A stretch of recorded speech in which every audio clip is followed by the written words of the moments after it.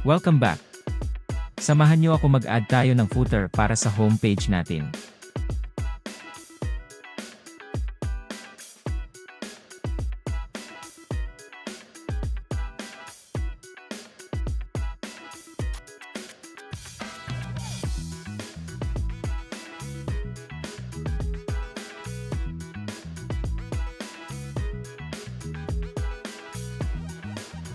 Now we have the raw data needed.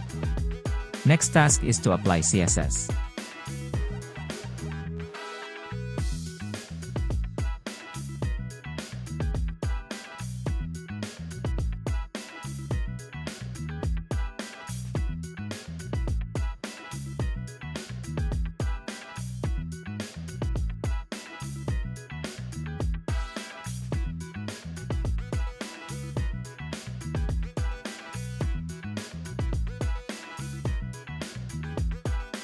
It's getting into shape.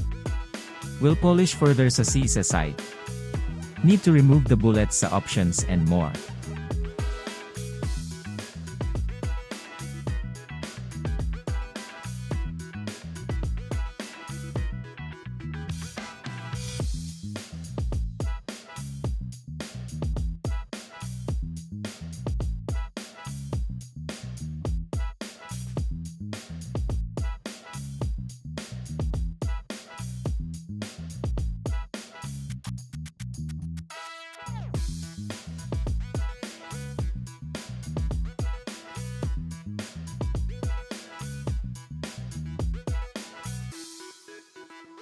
Salamat ulit for watching.